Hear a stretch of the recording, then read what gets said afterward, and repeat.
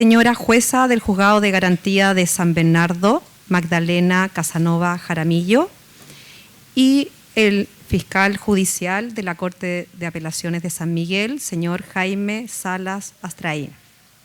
También queremos saludar a nuestras autoridades, señor decano de la Facultad de Derecho, don Rodrigo Barcia, señor director del campus de El Llano, don Claudio González, secretario de estudios, señor Brian Preg, académicos y queridos estudiantes.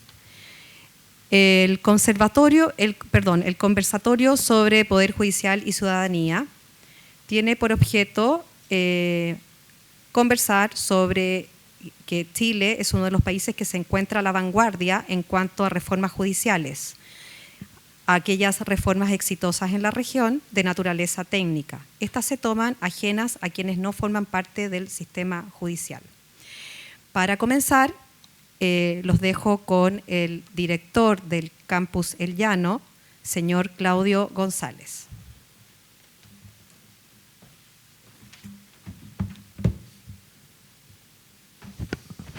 Muy buenas tardes a todos y a todas. La verdad que la universidad y especialmente el campus El Llano tenemos el agrado de recibir a 3 expositores externos y a un expositor interno que es nuestro decano, en un conversatorio que va a permitir que ustedes como estudiantes puedan aprovechar la oportunidad de desarrollar preguntas relacionadas tanto al Poder Judicial o a cualquier área que esté vinculada al área jurídica propiamente tal.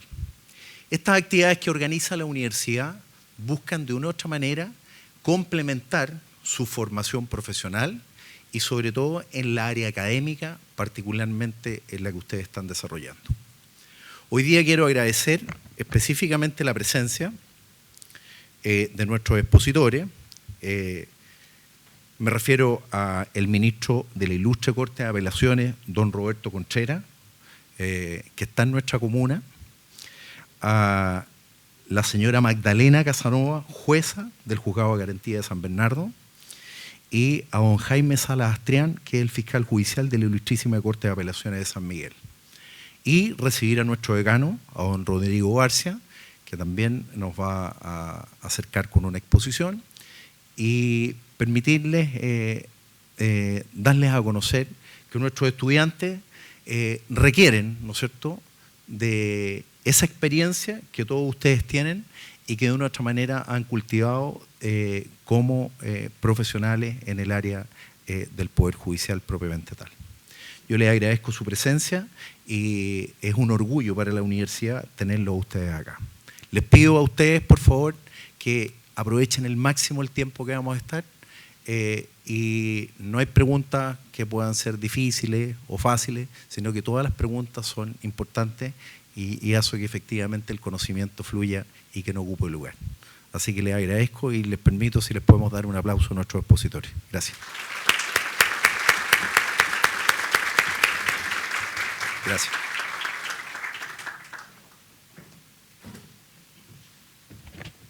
Gracias, señor director. A continuación, nuestro decano, señor Rodrigo Barcia, nos dará unas palabras.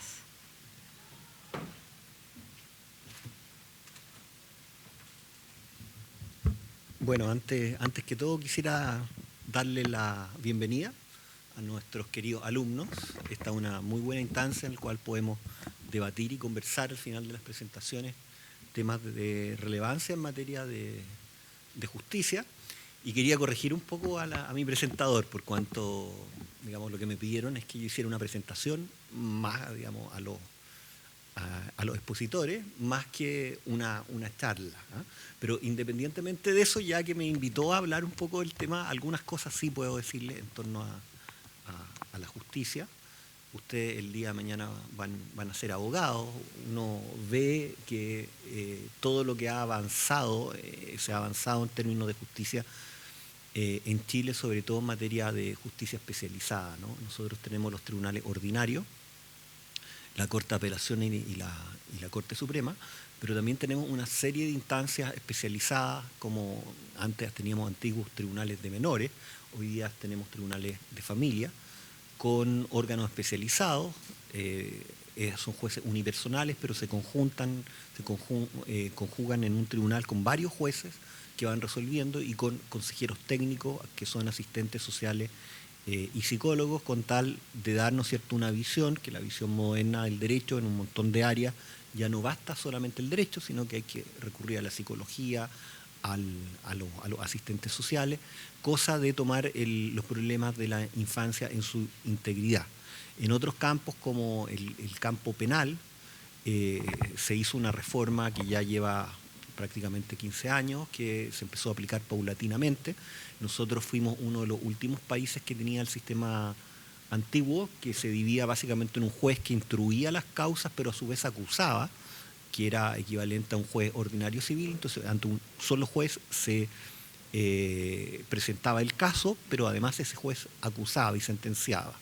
Hoy día tenemos una división, con la entrada de Chile a la OECD, fue una de las exigencias que se hizo en Chile, dejar este sistema antiguo que tenía un sumario y que era secreto, toda la parte de la investigación era secreta, y hoy día tenemos un sistema con un ministerio público, con jueces de garantía y con una revisión en Corte de Apelaciones y Corte Suprema.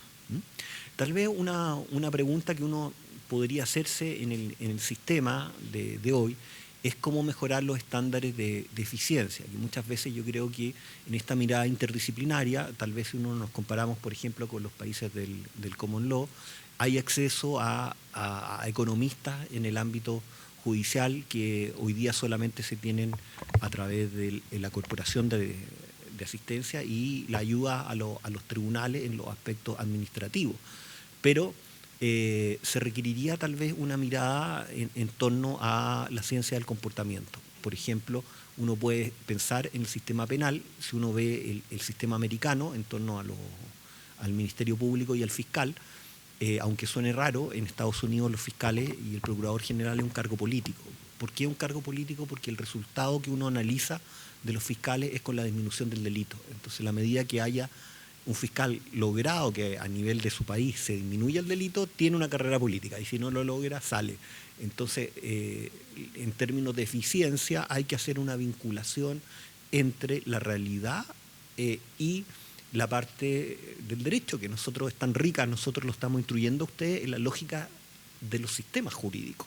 Pero los sistemas jurídicos, como hablaba von Jhering, que decía que en el mundo de las ideas uno ve los conceptos. Cuando ustedes, qué sé yo, vean derecho civil, vean, qué sé yo, derechos fundamentales, van a ver una lógica sistémica, ¿no? Por ejemplo, posesión, dominio, tradición, recurso, etcétera, etcétera. Uno va a acciones, uno va ordenando una lógica sistémica, pero muchas veces mirada desde fuera, en términos de eficiencia, en justicia redistributiva, tal vez el sistema no es todo lo eficiente ni logra los objetivos que uno quisiera. Entonces, hace falta, por ejemplo, en materia de infancia, también que en mi especialidad, hace mucha falta, ¿ah? Hay un malestar de la población en general que yo creo que es bastante injusto con la judicatura, porque la judicatura se trabaja mucho. Yo he estado vinculado con ellos a través de ser abogado integrante de la Corte de Apelaciones de Santiago y de Talca, y le aseguro que después que uno tiene estos acercamientos con el Poder Judicial, uno se da cuenta del nivel de trabajo que hay dentro del Poder Judicial,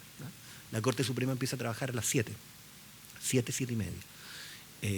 Y es un trabajo que uno cree que solamente tiene la función jurisdiccional, pero tiene funciones disciplinarias, administrativas, etcétera, que recaban el trabajo de la Corte. Por ejemplo, que ministros cambian, que nombrar un relator, que hubo tal problema, etcétera, etcétera. Todo eso lo ve también la Corte Suprema. Ahora, volviendo al tema que estábamos analizando, hace falta una mirada hacia el Poder Judicial, yo creo, desde el lado de la eficiencia. Se ve claramente, por lo menos en el ámbito penal, también se ve en el ámbito de la justicia de familia. Muchas veces tuvimos una ley, la ley 20.680, de cuidado personal compartido, que no se aplica.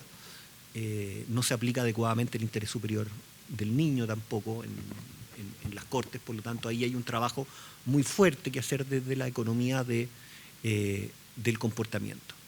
Otro tanto, también hay tribunales especializados, que pueden ser áreas que ustedes pueden ejercer el día de mañana. Hay una cantidad importante de tribunales. Hay tribunales de libre competencia, que es una mezcla entre economía y derecho, tribunal de propiedad industrial e intelectual, que ve todo el tema de patente, los tribunales medioambientales, ¿no? También que son muy relevantes. Y en toda esta área yo les diría que una de las cosas tal vez que en Chile estamos al debe es una mezcla de lo que se denomina en los estudios comparados Behavioral Law and Economics, que la ciencia del comportamiento. Cómo tratar que las normas determinen un comportamiento en los ciudadanos que generen al final del día lo que se denomina un beneficio social, o sea, una mejor sociedad. Entonces no basta con analizar la sentencia en el caso particular, sino que analizar la lógica del sistema. Y en esto también se enmarca algo que yo creo que es parte de las conferencias que vamos a escuchar hoy día, que tiene que ver con el proyecto de nueva Constitución, cómo afecta al Poder Judicial. Bueno, ya no se habla del Poder Judicial, el proyecto de nueva Constitución habla del sistema judicial, y cómo uno puede analizarlo conforme a lo que Hannah Arendt señalaba, pesos y contrapesos, es decir, cómo si este modelo constitucional realmente es un modelo occidental o bien es un modelo más chavista o latinoamericano tipo Venezuela, Bolivia, etcétera, dónde se ubica el proyecto. Yo creo que una pregunta relevante, ¿no? Hacerse este proyecto de constitución, ¿se parece a qué?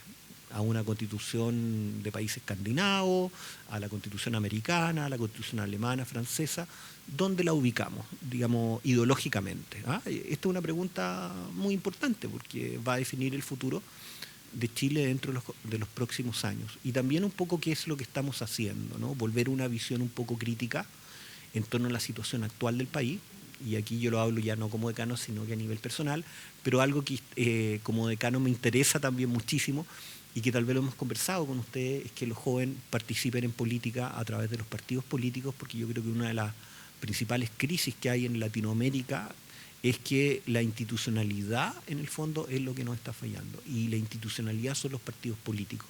O sea, cuando logramos recuperar la democracia, ¿cómo funciona la democracia? No funciona con el voto. No basta con que ustedes vayan a votar. La democracia funciona a través de los partidos. Entonces, si los jóvenes no tienen conciencia en que en realidad las movilizaciones no sirven de mucho, se pueden movilizar todo lo que quieran, pero si no hay partidos detrás que canalicen las inquietudes de la ciudadanía y que sean partidos en los cuales las personas confíen, bueno, el sistema democrático no funciona. Entonces, ese es como algo que uno les puede transmitir desde la experiencia, ¿no? Yo ya tengo 57 años de edad, entonces desde mi experiencia que me ha tocado vivir y estudiar, yo les diría que es muy relevante el tema de los partidos, y ojalá que ustedes sean de izquierda, derecha, no me importa, no tengo interés en eso, pero que ustedes participen y se inscriban, limpien la política, cosa de tener el día de mañana los buenos dirigentes que necesitamos, y ahí sí se van a producir cambios importantes a nivel constitucional, legal y del país.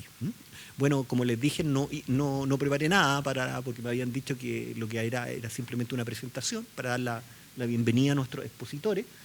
Quería agradecerle al Poder Judicial porque tenemos un ministro de Corte de Apelaciones que es muy relevante, una jueza de garantía y un fiscal de Corte de Apelaciones también. Entonces es una gran oportunidad, así que agradecerles su presencia. Y también a ustedes, muchas gracias, así que estamos conversando.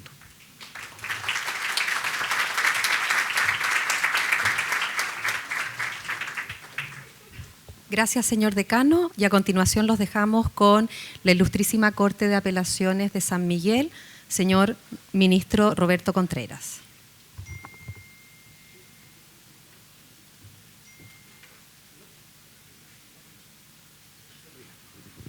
¿Aló? Ahí sí. Bien, quiero agradecer entonces a la Universidad Autónoma, en especial al director de campus, don Claudio González, al decano de la Facultad de Derecho, ¿cierto?, quien acaba de decir estas palabras, don Rodrigo Barcia, a los profesores, a las autoridades que se encuentran presentes de la universidad, a los alumnos y a las alumnas que están acá. Para nosotros es muy grato porque después de 2 años, un poco más quizás, de nuestro programa de difusión, estamos recién por primera vez, luego de la pandemia, haciendo esta actividad presencial.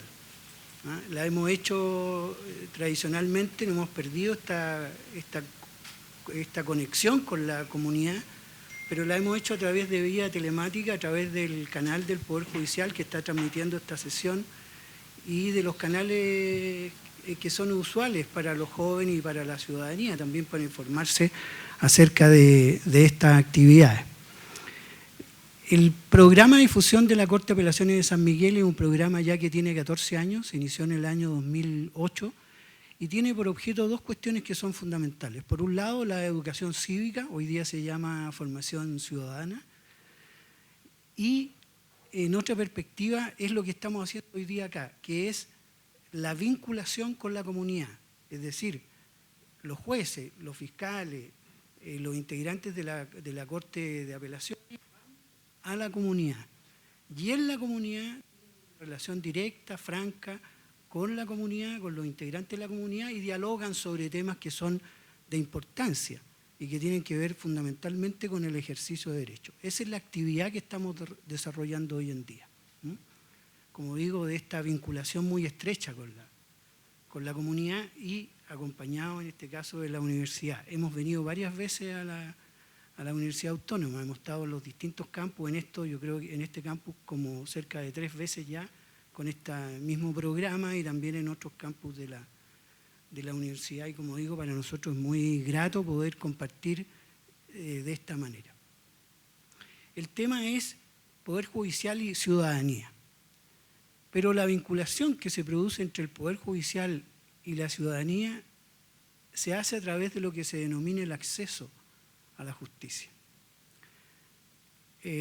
Porque no hay otra forma en lo estructural, digamos.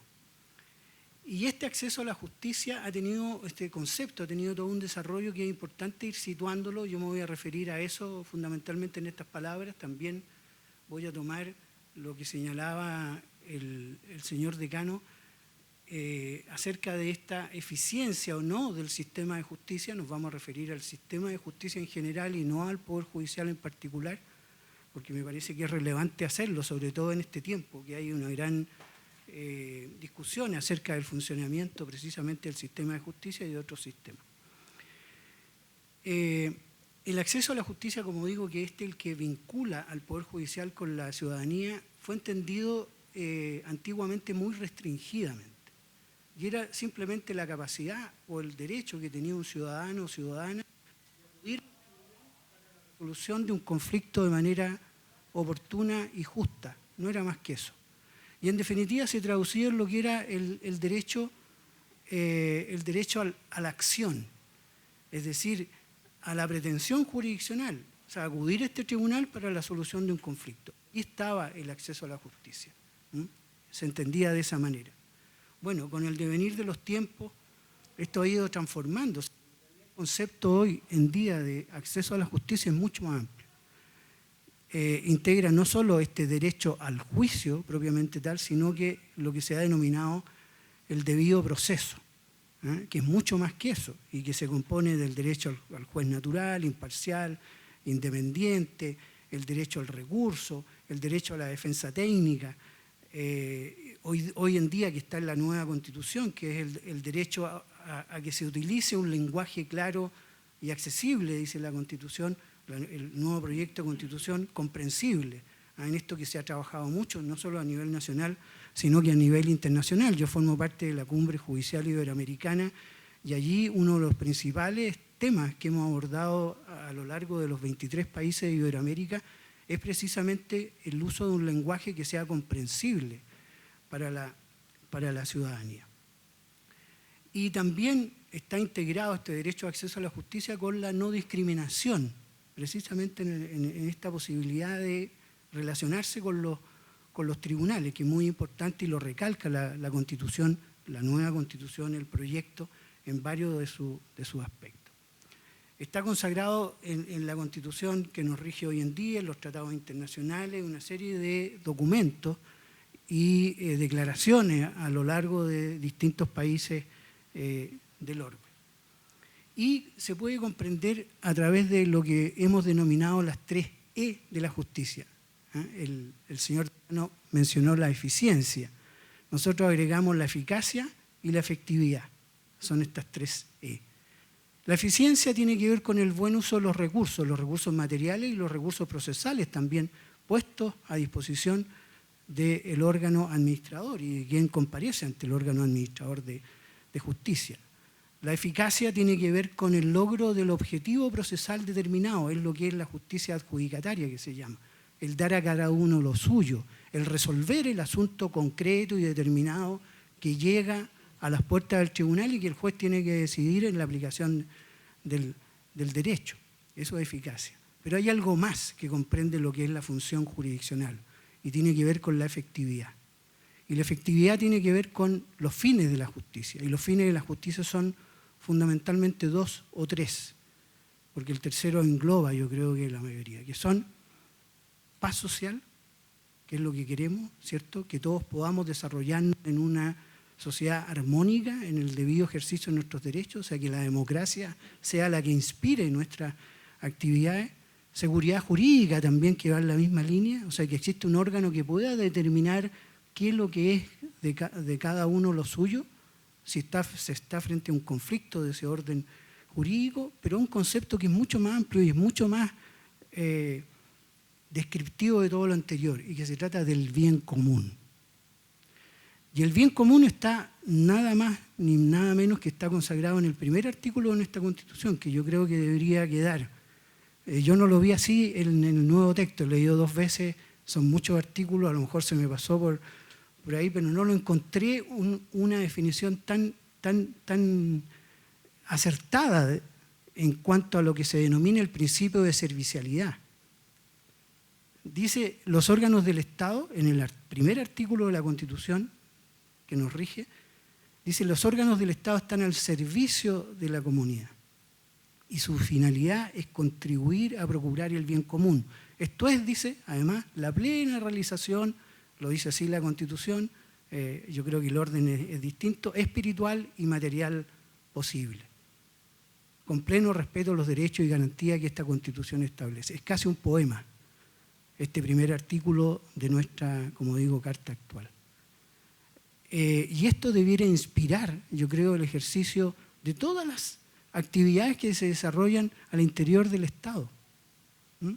No solo de los órganos públicos, como en el caso del Poder Judicial, sino que también de aquellas instituciones que colaboran, precisamente como los centros de estudio, las universidades como esta.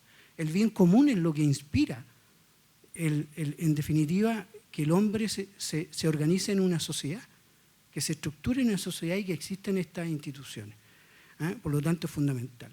Pero estas 3 E de la justicia, esto que hemos hablado de acceso a la justicia en toda su amplia comprensión en el concepto actual, tiene alguna problemática. Ya lo mencionaba el señor decano. Yo me voy a referir a eso en 3 cosas que están en este librito, que yo lo traje acá, que se llama Desafíos del Sistema de Justicia, Brechas y Nuevos Paradigmas. Este es un libro que ejecutamos a principios del año 2000 y que precisamente trata de cuáles son las dificultades que enfrenta el sistema de justicia. Sistema de justicia que hoy en día está denominado así en la Constitución. A mí en el nuevo proyecto, a mí no me complica, no me complica que diga sistema de justicia, porque en realidad hoy en día nosotros creo que todas las instituciones están vinculadas entre sí a través de este objetivo de bien común. Y aquellas que tienen una misión, por misión integrarse precisamente para materializar la justicia, conforman un sistema, y debiera ser un sistema coordinado, un sistema muy bien ejecutado que cumple con los objetivos que se pretenden. Lo que sí echo un poco de menos que se denomine a lo que era antiguamente o lo que es actualmente el Poder Judicial como sistema de justicia, como digo, integrado con la Defensoría Penal Público, con el órgano persecutor, el Ministerio Público, la Defensoría del Pueblo, la Defensoría de la Naturaleza, etc. Echo de menos que el Poder Legislativo no sea denominado sistema legislativo, ¿cierto? Porque también está integrado por una serie de estamentos que de alguna manera confluyen en lo que es la tarea de creación de la ley o del derecho, en definitiva, ¿cierto? Y que el Poder Ejecutivo no se denomine sistema ejecutivo, pues. Porque, claro, hay una serie de actividades y órganos que se relacionan para cumplir esa misión, ¿cierto?, de realizar lo que es la función pública y que es lo que hace el Poder Ejecutivo. Debiera ser ecuánime esta denominación para estos tres poderes del Estado, creo. En el Poder Judicial está bien, no hay problema en esto del sistema de justicia. Pero me voy a referir a tres cosas. No me quiero alargar tanto porque después entiendo que la idea es que esto sea dinámico, ¿cierto?, y que puedan hacer preguntas y que se puedan responder. Me voy a referir a tres cosas que son los problemas que presenta el sistema de justicia. Por de pronto, a la gran cantidad de procedimientos.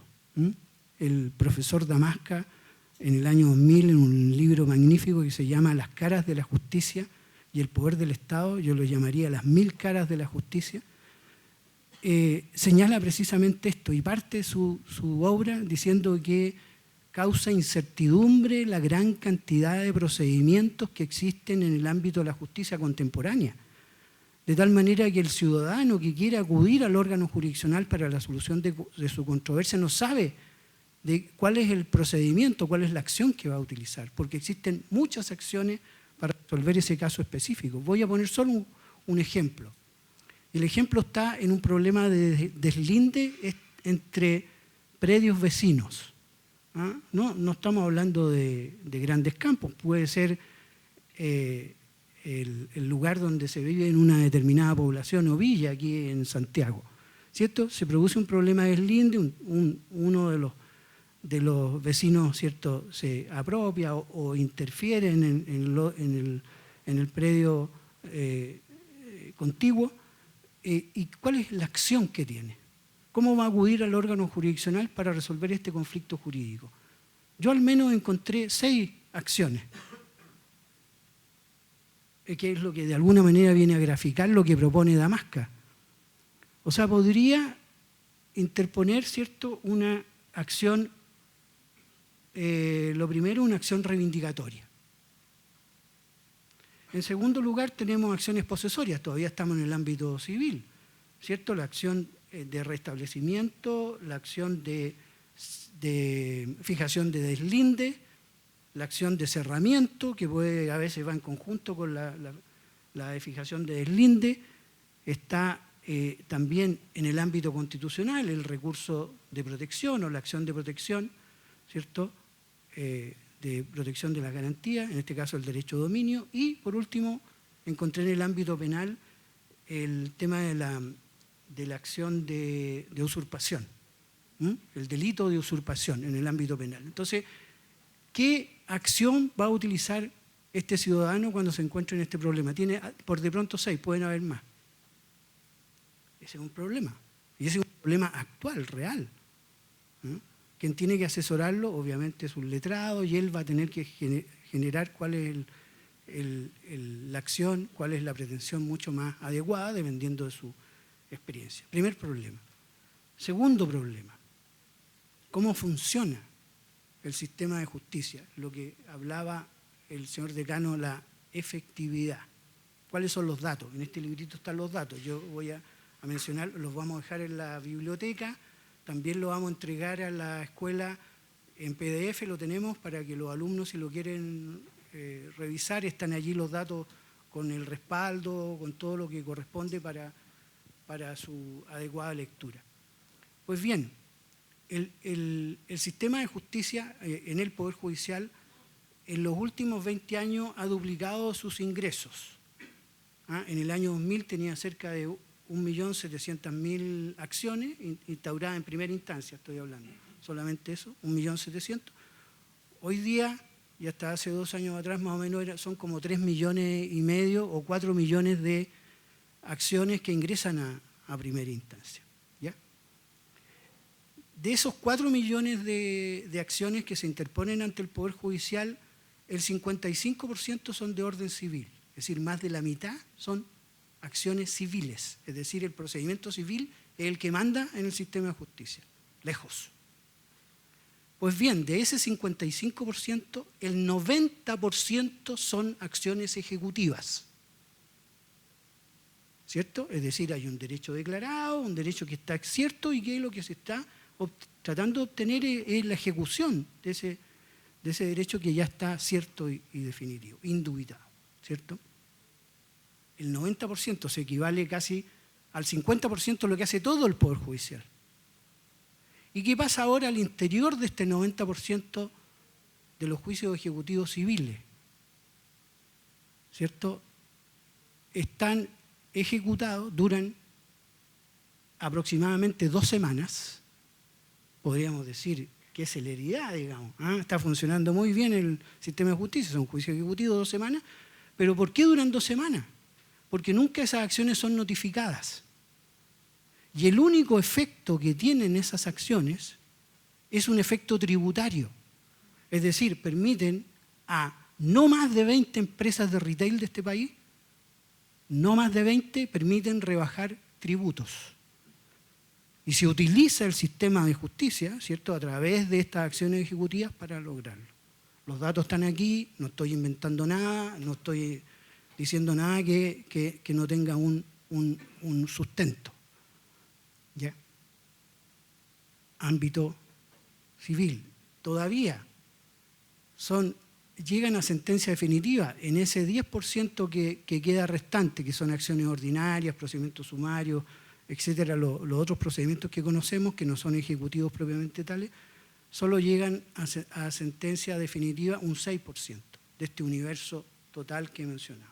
O sea, una suma muy menor. Entonces uno dice, ¿funciona allí el sistema de justicia? La verdad es que funciona, bueno, sí funciona, porque se resuelven los temas que se invocan ante los tribunales, pero de esta manera. Bien. ¿Qué ocurre en los ámbitos de familia? Lo mencionaba el profesor recién. En el ámbito de familia y en el ámbito laboral ocurre lo mismo. Hasta hace 4 o 5 años atrás, diría yo, cerca del 60% eran acciones declarativas en el ámbito laboral y en el ámbito de familia. Y el 40% restante eran de tipo ejecutivo. Hoy es al revés. Y más aún, cerca del 70% de lo que hacen los juzgados de familia y laborales son juicios ejecutivos, juicios de cumplimiento. Y uno ve que el gran kit de los juicios de familia son precisamente el cumplimiento.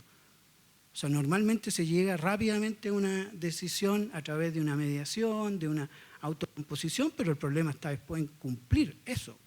Lo hemos visto con el pago de las pensiones alimenticias, ¿cierto?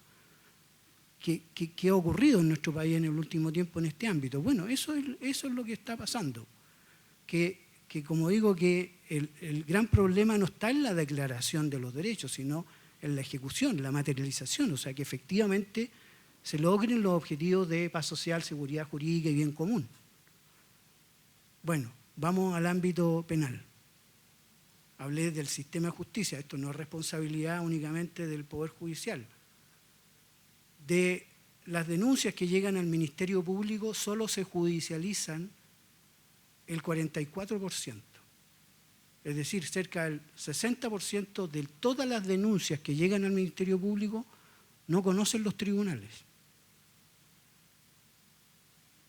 De ese 40%, solo llega a término la mitad, el 20%, ¿cierto? Que es mucho más del total, porque estoy hablando solo de las judicializadas. Y todavía, solo más de la mitad de esos procesos que llegan a término en ámbito son por procedimientos que no son estrictamente de un juicio lato, con gran discusión interna, sino que son los procedimientos simplificados, los abreviados y los procedimientos monitorios. Y llegan a término aproximadamente un 10% serán en los tribunales orales, ¿cierto? O mucho menos.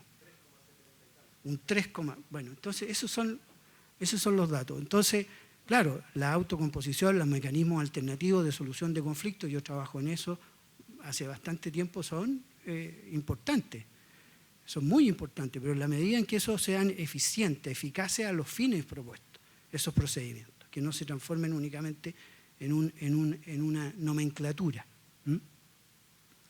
Entonces, esa es la situación actual, el segundo punto que me querría referir. Y lo tercero son las proyecciones. Y aquí me voy a detener, no quiero ser catastrófico, porque a mí siempre me dicen eso, pero bueno, yo creo que uno tiene Si estamos de cara a los estudiantes, la ciudadanía, entiendo que todos son muy inteligentes, están muy bien instruidos, muy bien capacitados en la universidad. La idea es que tengamos una visión crítica acerca del sistema. No digo que funcionemos mal, trabajamos mucho, verdaderamente. Trabajamos mucho, pero estamos,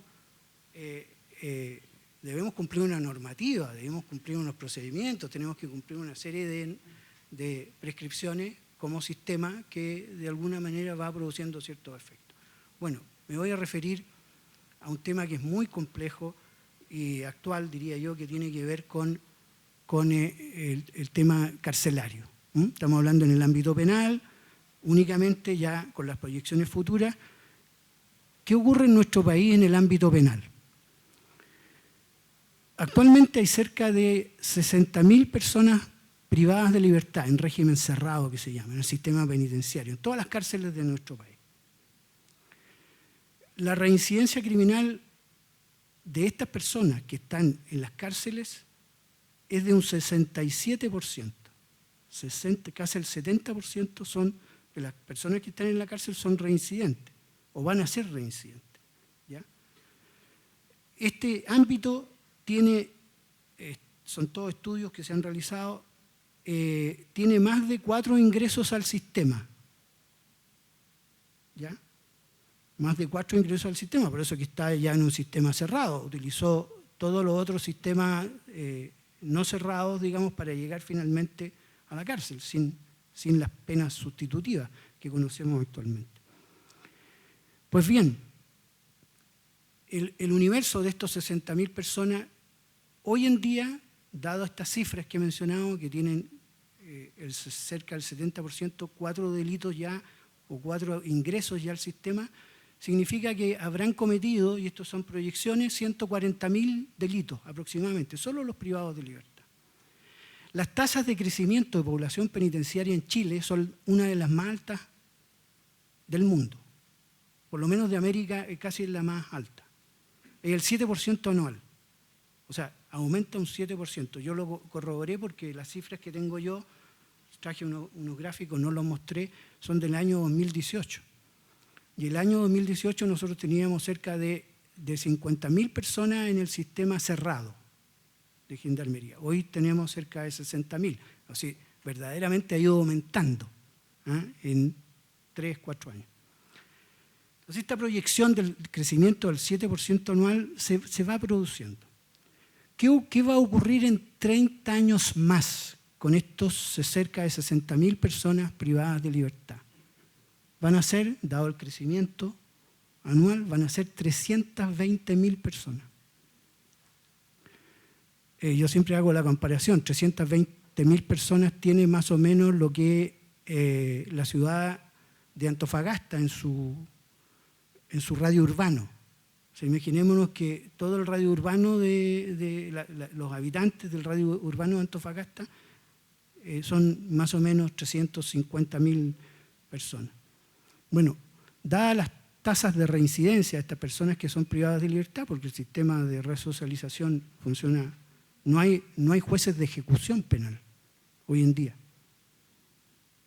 Están establecidos en la nueva Constitución. Sí hay jueces de ejecución penal que están en un artículo definido en la Constitución, el nuevo proyecto de Constitución. ¿Cuántos delitos, dada la proyección? Esta es una proyección. ¿Cuántos delitos van a cometer estas 320.000 personas? Van a cometer cerca de 1 millón de delitos en 30 años más, si seguimos sin hacer nada distinto a lo que hemos hecho en los últimos 30 años, porque estas son evoluciones de 30 en 30 años. Entonces, la situación es compleja. Yo traía una última lámina, con esto ya termino, que no es explicable esta situación dado lo que se muestra, me cambiaron la lámina, lo que se muestra aquí, no sé dónde, si vamos a la última, porque aquí ya no.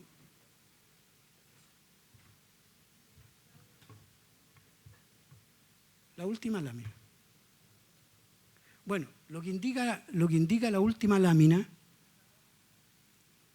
esa, son, está bien, disculpen, me voy a parar porque aquí voy a mostrar. ¿Qué ocurre?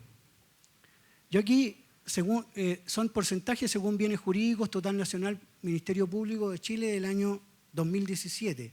Están en el libro de 2020, sacamos, nunca la información es tan actualizada, pero esto más o menos se mantiene, ¿ya? Delitos de baja complejidad o de ciertas faltas, digamos, de menor lesividad, ¿cierto? Están en la primera fase, que son los verdes, y están en un 68,51%. Son los delitos de mínima lesividad, mínima. Estamos hablando aquí, cuasi delitos contra la libertad, son fundamentalmente BIF, casi. Delitos de la ley del tránsito, hurtos, lesiones menos graves o leves, otros delitos, etcétera, bueno, robos no violentos. Todos esos son cerca del 70%. El 20% siguiente, que son 19,72%, son delitos de lesividad media. ¿Ya? Y ahí tenemos delitos contra la fe pública, contra ciertas leyes especiales, la justicia militar, delitos económicos, delitos funcionarios, falsedades, consumo de droga, o sea, de tráfico de droga. Son delitos de mediana lesividad. Un 20%. ¿Cuánto llevamos? Cerca de un 90%. ¿Cuáles son los delitos de alta complejidad y de alta lesividad? Son no más del 10%. Ahí sale un 11,79%, pero no es más. Que son los delitos tortura, malos tratos, los delitos de la ley de droga, no los microtráficos, sino que los tráficos, los delitos sexuales, los homicidios, los robos calificados, ¿cierto? Entonces, este cuadro muestra que, en definitiva, pudiera existir un tema de gestión. Es decir, para abordar esto se necesitan dinámicas distintas. Cuando uno aborda delitos de mínima complejidad, tiene que tener una batería de dispositivos procesales y de acciones que son de una naturaleza. Los de mediana tienen otra y los de alta tienen otra. De tal manera que vamos eficientando los recursos. Yo creo que esos son los grandes desafíos que tenemos. El sistema de justicia los tiene mucho. Hemos avanzado bastante a través de las reformas, mucho, en los últimos 20 años, ¿cierto?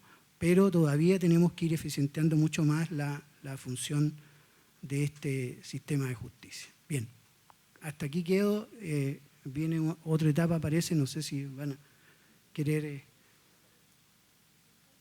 ¿Sí?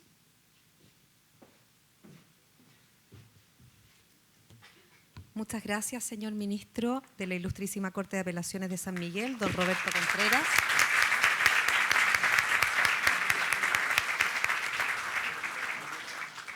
A continuación, los dejo con la jueza del Juzgado de Garantía de San Bernardo, señora Magdalena Casanova Jaramillo.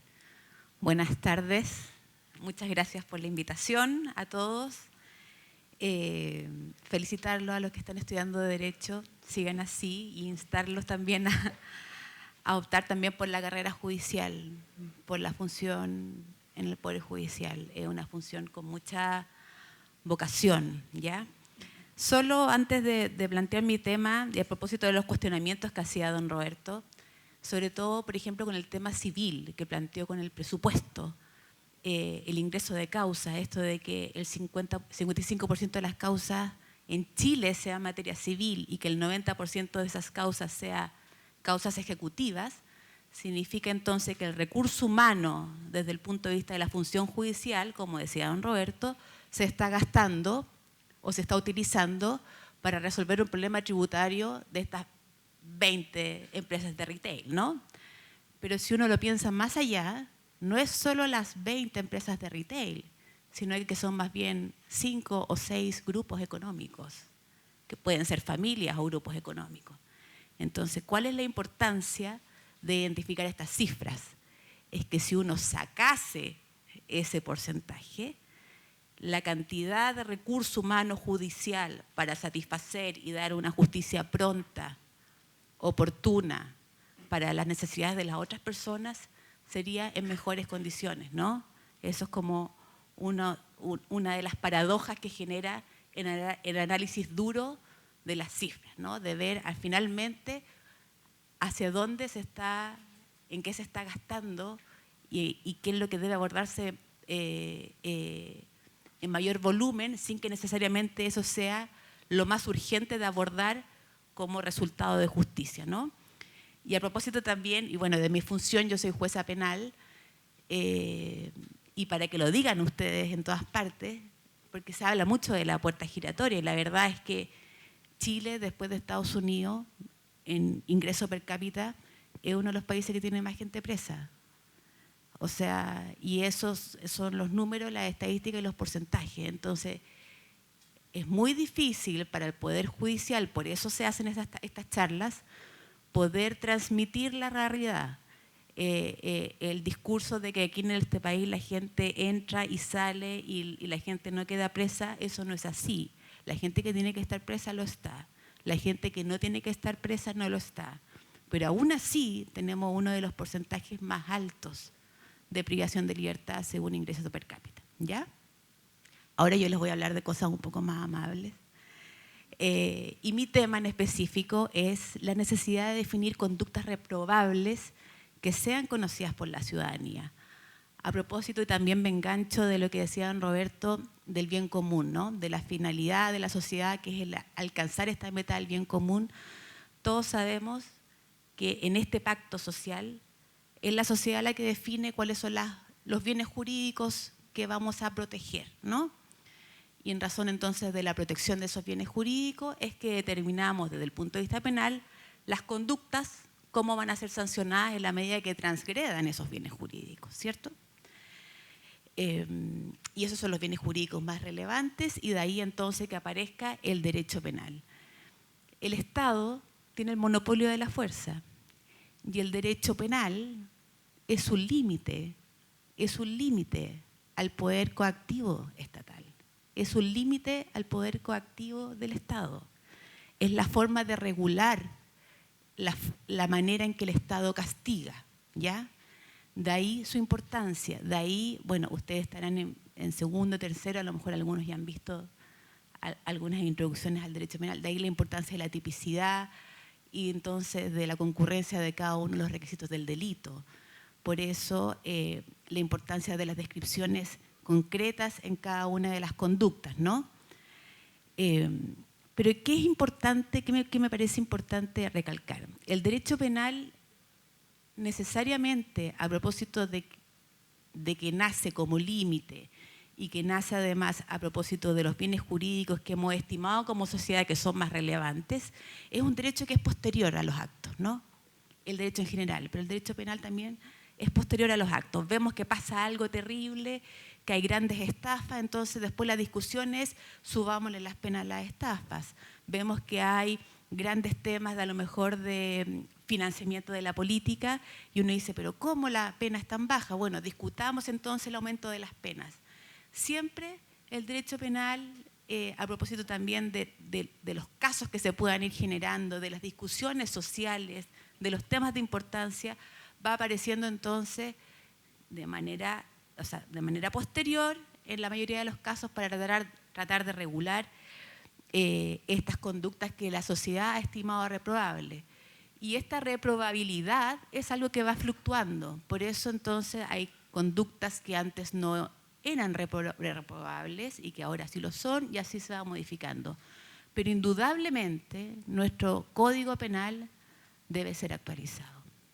Debe ser actualizado profundamente. Eso de que ustedes conocen de que el que roba una gallina tiene la misma pena que el que se roba un auto, el que se roba el balón de gas, etc. Hay un montón de tipos penales, ustedes van a poder ir estudiándolo o ya lo sabrán, que debiesen tener algún tipo de graduación, debiesen haber a lo mejor distinciones también respecto de la determinación de la pena, etc. ¿Qué me parece a mí que es aún más urgente? El derecho penal como ley regulador y sancionador de las conductas de los adultos está un poco desfasado, pero vamos un poco ahí aplicando a través de la interpretación judicial y también a través de los fallos, etcétera, vamos a ir resolviendo los temas. Pero esta situación se exacerba cuando hablamos de las conductas de los adolescentes, ¿cierto? Ustedes saben que tenemos en nuestro sistema, que tiene una ley de justicia juvenil, que se dictó a propósito entonces de las obligaciones que tenemos como Estado a propósito de la ratificación de la Convención de los Derechos del Niño y un poco a raíz de la necesidad imperiosa de dar una respuesta satisfactoria a los niños, niñas y adolescentes, entendiéndolo entonces como sujetos de derecho y no como objetos de tutela, que era lo que pasaba antes. Tenemos una ley que actualmente está en un proyecto para ser reformada, para ser mejorada, pero nuestra ley esencialmente es procedimental. Y pucha que es necesario, no ahora, porque las discusiones estamos en la Constitución, estamos con modificaciones de la ley procesal, pero pucha que es necesario determinar tipos penales para los adolescentes, porque las conductas punibles, la forma de actuar del adolescente no es la misma de un adulto.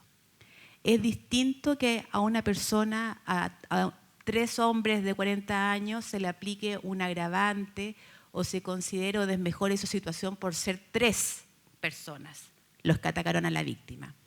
Es distinto si yo digo eran 3 jóvenes de 16 o 17 años. Y no es que porque sean menos malos, sino que la verdad es que, por ejemplo, andar en pandilla es una conducta propia adolescente. Generalmente los adultos no, los adultos podemos andar solos por la calle y podemos a lo mejor confabularnos con otro para cometer un delito. Pero, por ejemplo, en ese caso, el hecho de andar en grupo es más bien algo de la esencia a propósito de la etapa de desarrollo de la persona que está enfrentando el sistema. Y así hay un sinnúmero de cuestiones que debiesen ser consideradas y que deben ser adecuadas, a mi parecer. En muchos otros sistemas se hace eso, de tipificar las conductas de manera distinta entre los adultos y los adolescentes, ¿ya?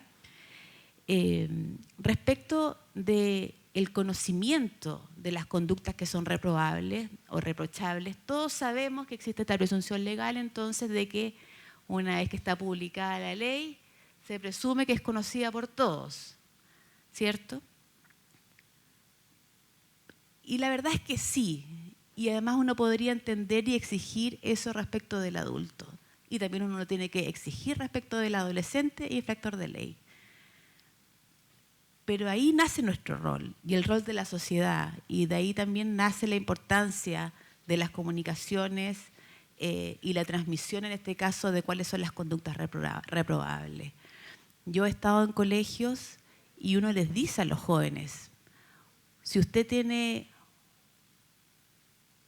un video que grabó con su polola y su polola tiene 15 años y usted tiene 17 y usted manda ese video a otra persona, está cometiendo un delito y me abren así unos ojos.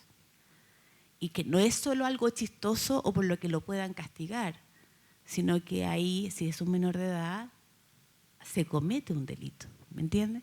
Entonces, es muy importante la comunicación y la transmisión, sobre todo a los jóvenes, independiente de esta presunción legal, porque yo si les pregunto a todos, díganme todas las normas, las conductas del Código Penal o del Código Tributario, la verdad es que nadie, ni yo, ni Jaime, ni don Roberto, nadie las va a saber de memoria. Bueno, esta cuestión se exacerba cuando estamos hablando también de los adolescentes. Entonces, es muy importante la transmisión de la información, de hacer hincapié en que no todas las conductas que las personas pueden ejecutar, si bien pueden ser reprobables moralmente, algunas también significan una responsabilidad penal, ¿no? Y por último, para no extenderme, tendría que hablar también la relación de los jueces con la ciudadanía. Y también tomando lo que decía don Roberto, ¿cuál es la importancia del lenguaje jurídico? El lenguaje jurídico permite el acceso a la ciudadanía, a la justicia. Si yo le digo a una víctima, como jueza, le digo, señora, no se preocupe, yo hice efectivo el apercibimiento del artículo 26 y quedó apercibido también por el artículo 33, se notifica por el Estado Diario, nos vemos en la próxima audiencia. La señora Juanita no entendió nada.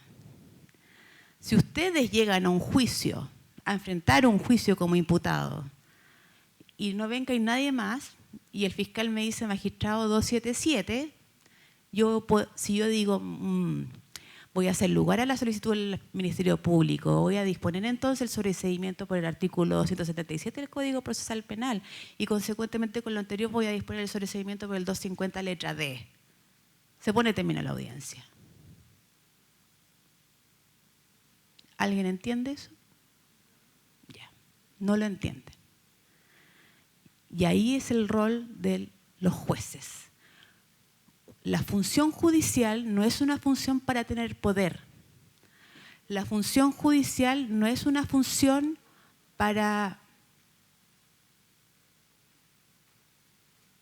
imponerse sobre el otro. El Poder Judicial y los jueces somos funcionarios públicos. Somos personas que estamos acá por vocación pública. Y nosotros entonces debemos, es nuestro deber, explicarle a las personas las cosas como son. A propósito también de este nuevo deber de comunicación y de expresión del lenguaje adecuado. Yo no puedo hablar a las personas en artículos, porque incluso ni siquiera los abogados me entienden a veces. Lo puedo hablar con el fiscal y el defensor con el que llevo 10 años tomando audiencia y si estamos los tres solos, vamos 1, 2, A más B más C y vamos terminando la causa. Pero si yo tengo a un imputado, a una víctima, a un querellante, a un abogado que uno se da cuenta que no tramita habitualmente las causas penales, uno debe necesariamente darse el tiempo de poder comunicar, de poder explicar. Uno desde el estrado, incluso, tiene que ir a la... Señora, esto no se lo puedo resolver yo, pero tiene que ir a la Corporación de Asistencia Judicial. Y ¿sabe qué más? Denle un papel y un lápiz y anote este número, que yo se lo voy a buscar aquí en el computador del estrado. ¿Y usted dónde vive? Acá. Y tiene que ir a la oficina y este es un tema civil o este es un tema de familia. Esa es mi labor como jueza. Explicar. Decirle a la persona cuáles son los caminos. No decirle, eso no es tema de materia penal, véalo con un abogado. Esa no es una solución para el usuario. La solución para el usuario es que vea que yo soy una persona normal, que estoy al servicio de él.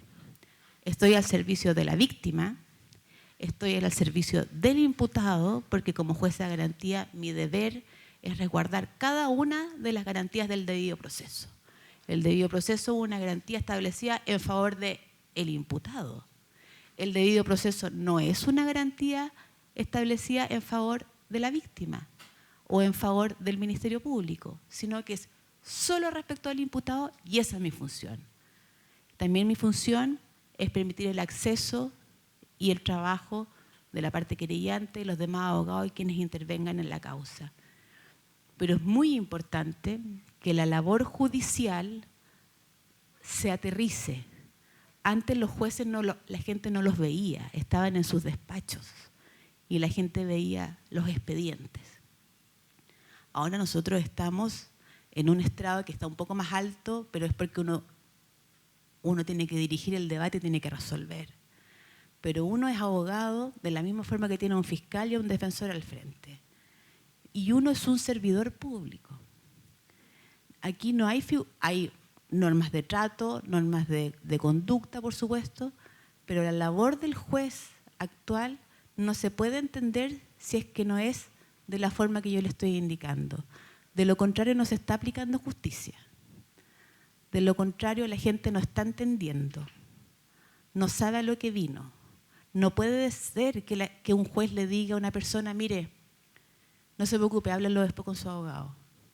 Porque hay gente que puede salir condenada de una audiencia y ni se enteró, no lo entendió.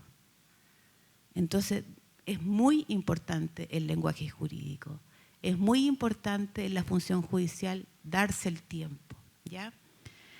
Y por último, solo decirles que también a propósito de estos temas tabú, como de la puerta giratoria, la labor judicial es una labor independiente. Es una hermosa labor y es una labor independiente.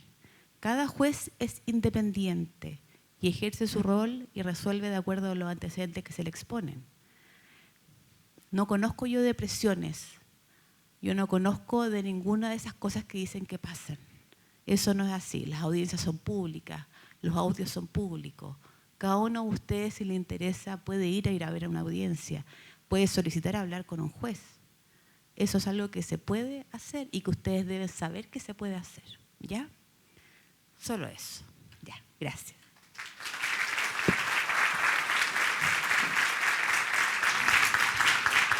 Muchas gracias a la señora jueza de garantía de San Bernardo, Magdalena Casanova Jaramillo.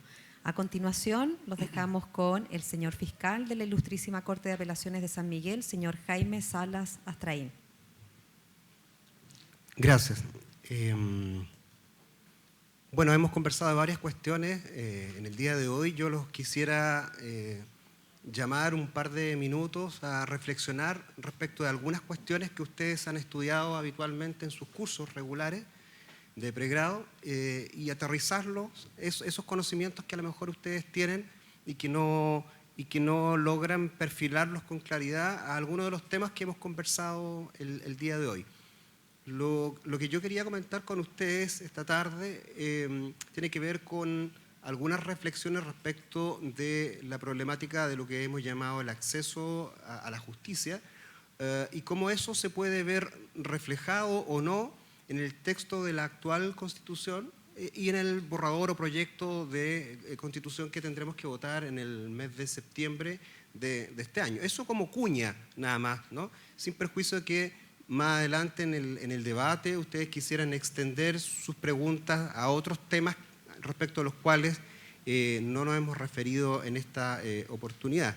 ¿Y por qué hago esta precisión? Porque yo creo que, como decía el ministro Contreras, lo que es fundamental de aquí a el mes de septiembre es que leamos el proyecto de Constitución, que el que tenemos acá, digamos, ¿no?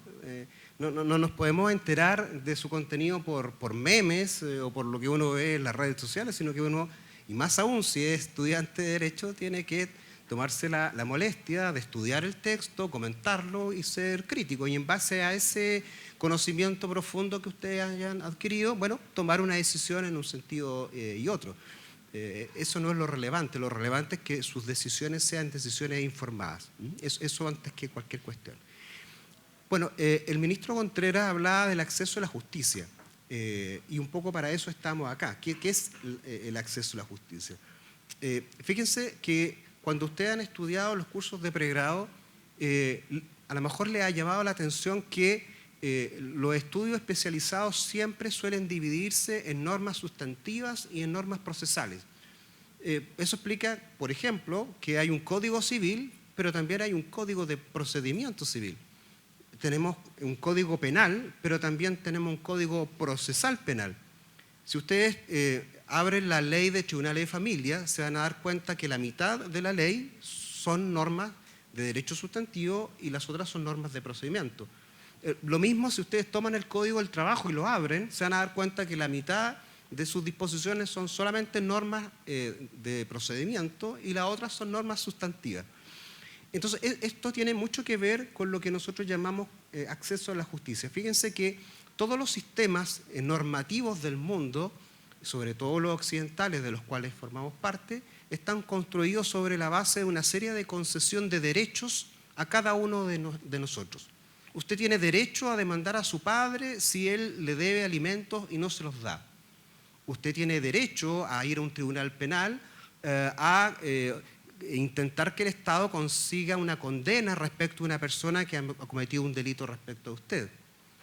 Usted tiene derecho, ¿no es cierto?, a ir a un tribunal y a exigir el pago de una cantidad de dinero que se le había ofrecido bajo ciertas normas legales que no se le cumplió. Lo mismo en un contrato de arriendo, etc.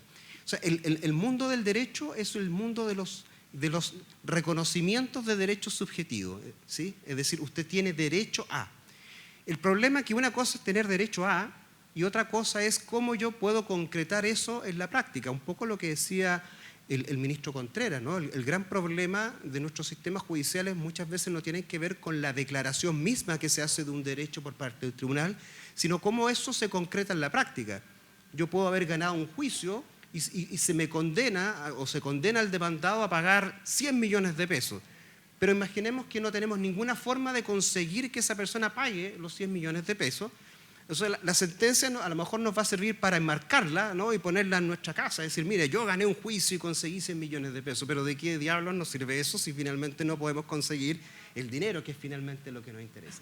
Bueno, ese es el mundo de las normas procesales, y por eso que son tan relevantes y siempre están hermanadas con las normas sustantivas. El derecho de acceso a la justicia o el derecho a la acción tiene que ver con el reconocimiento que los sistemas jurídicos hacen a cada uno de nosotros de la posibilidad de ir a un tribunal de justicia para que ese tribunal de justicia conozca de mi caso, ¿no? Y disponga las medidas que él estime pertinentes si es que efectivamente yo tengo la razón, ¿no? Entonces, lo que tienen que hacer los sistemas judiciales en general es garantizar a cada uno de nosotros que efectivamente tenemos la posibilidad real, por eso se llama derecho al acceso a la justicia, ¿no? De ir a un tribunal, de que nadie nos coarte el derecho de ir a un tribunal y que finalmente el tribunal resuelva lo que tenga que resolver. Eso que puede parecer tan obvio, fíjense que no es tan obvio, porque existen una serie de barreras de entrada para que las personas puedan efectivamente ir a los tribunales de justicia. Esas barreras de entrada tienen que ver con problemas culturales, problemas rurales, problemas de la tercera edad, problemas de personas que están inmersas en contextos de violencia intrafamiliar y por tanto no tienen la posibilidad de acceder efectivamente a un tribunal de justicia por razones de miedo, etc. Entonces, cuando hablamos de acceso de la justicia, estamos hablando de cómo los sistemas judiciales se las arreglan para establecer normas que nos garanticen a cada uno de nosotros, cada uno de los que están en esta sala, para poder ir a un tribunal a exigir lo que uno cree que es lo que corresponde. La Constitución que actualmente nos rige, ¿no es cierto?, la Constitución del 80 y luego remasterizada por la Constitución de Lagos, ¿no es cierto?, como se le ha llamado, no establece normas expresas respecto del acceso a la justicia. Hay un par de normas generales que uno, a partir de su análisis, podría concluir que allí hay una idea de acceso a la justicia y que tiene que ver con con el reconocimiento del derecho a la igualdad ante la ley, en la que uno de sus acápites establece una norma asociada a que nadie puede ser coartado en su derecho a concurrir a un tribunal y nadie puede coartar la posibilidad de que un tribunal conozca de un asunto en particular. Pero es una referencia, como ustedes ven, bastante genérica. Y hay otra norma más específica que está en el artículo actual 76 de la Constitución y que dentro de lo que son las normas del Poder Judicial lo que hace es copiar y pegar una norma del Código Orgánico de Tribunales que es muy antigua y que es conocida probablemente ustedes si ya han tenido alguna aproximación con Derecho Procesal 1 como el denominado principio de inexcusabilidad del tribunal. Lo que significa en palabras simples, ¿no es cierto?, que reclamado que sea un asunto ante un tribunal de justicia, ese juez tiene que resolver la petición que la persona le ha presentado. Ya sea en un sentido favorable o adverso, pero el juez no puede bypassear, no sé si me explico o no, la solicitud y tiene que efectivamente resolver. Y agrega la norma constitucional y también el código, incluso aunque no exista norma legal que resuelva el asunto. Y ahí eso nos lleva a temas de interpretación del Código Civil, etc. Pero lo interesante es que esas son las únicas normas que están establecidas en la Constitución actual respecto a acceso a justicia. Yo creo que en ese punto, si bien la reacción del texto del proyecto, que la vamos a conocer finalmente el día lunes, porque todavía hay algunas cuestiones que pueden ser objeto de ajuste, si bien tenemos un texto que es un poquito desordenado, tenemos que pensar que una de las características que tiene el proyecto de nueva Constitución es que en general no ha sido redactada por abogados, ¿sí? Es un texto de una raigambre popular muy fuerte. Entonces, si uno la lee, claro, y uno lo mira como estudiante de Derecho, uno dirá, bueno, pero ¿cómo? Esto es raro, este concepto no debió haber sido el que aquí debía ser. Esta norma entra en contra. Eso es normal. Es normal dentro del contexto de una Constitución que se gestó en el contexto en el que se gestó. Bueno, tenemos en lo que importa dos normas del proyecto de Constitución que sí se hacen cargo efectivamente del tema del acceso a la justicia y lo definen así expresamente, ¿no? desde un acceso formal, como decía el ministro Contreras, en cuanto a garantizar, o sea, que el Estado garantice a cada uno de nosotros la posibilidad real de ir a un tribunal para que nos resuelva nuestros conflictos, que es una cuestión que está regulada en el artículo 343 del proyecto, que es una norma general, y una norma específica, ¿no?, que se hace cargo de lo que planteaba el ministro la magistrado en cuanto a que este acceso a la justicia no tiene que ser una cuestión simplemente formal. Es decir, el ordenamiento jurídico no se debe agotar en el sentido de decirle a las personas, mire, este es un tribunal de familia, este es el mesón, estos son los escritos, sino que además debe garantizar el Estado que esa asistencia judicial sea real, efectiva, que es lo que se viene desarrollando desde hace mucho tiempo por el derecho comparado con la denominación de tutela jurisdiccional efectiva. Y así lo define expresamente el proyecto de la Constitución. Es decir, no solamente tenemos un derecho a ir a un tribunal para que nos resuelva nuestros conflictos, sino que además esa tutela jurisdiccional de ese tribunal tiene que ser real, efectiva, de calidad. Entonces yo creo que en ese punto, desde el punto de vista del acceso a la justicia, si bien es una norma puramente declarativa, pero puede ser de alguna utilidad para los efectos de hacer las bajadas del caso, en los casos que se trate, tenemos un avance, ¿no? Porque hoy día normas de esa naturaleza no tenemos en la Constitución que actualmente nos rige. Luego, yo diría que hace un mayor acercamiento, ¿no es cierto?, el texto, el proyecto de Constitución a lo que es el problema de la accesibilidad a la justicia, primero respecto del acceso a la justicia intercultural.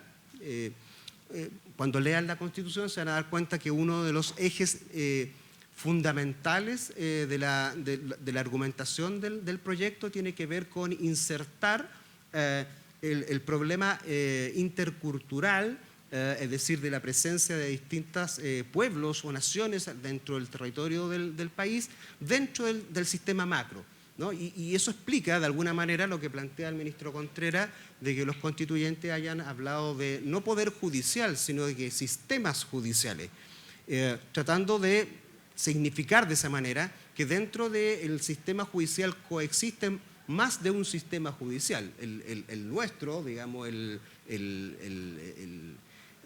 tradicional, junto con los sistemas judiciales indígenas. Esa es la explicación, digamos, del sentido, y que son distintos. Respecto de si le hace bien o le hace mal al Poder Judicial que hoy día no se llame Poder Judicial en el proyecto, sino que se pueda llamar Sistema Judicial, la verdad que es un tema que es bien poco relevante, ¿no? Fíjense ustedes que la Constitución del año 25, que es la Constitución anterior a la Constitución del 80, no hablaba del Poder Judicial, hablaba de la jurisdicción. ¿Ah? Y el sistema ha seguido funcionando y nadie se ha estresado. Eso es un tema de nombre, ¿no? Entonces lo importante es ir a la norma profunda para ver si, más allá de las denominaciones, hay cuestiones que puedan ser cuestionables o no en su redacción. Y el otro aporte que me parece que es bien relevante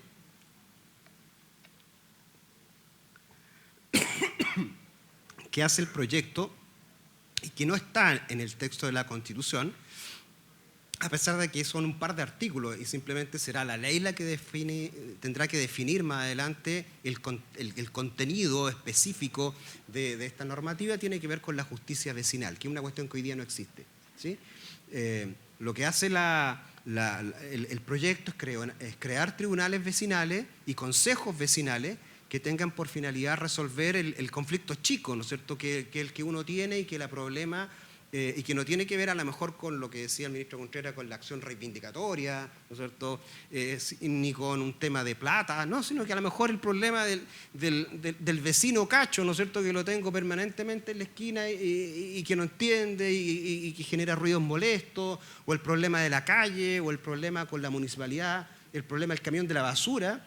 Esos problemas no son problemas que son conocidos por los tribunales, porque son problemas de poca entidad.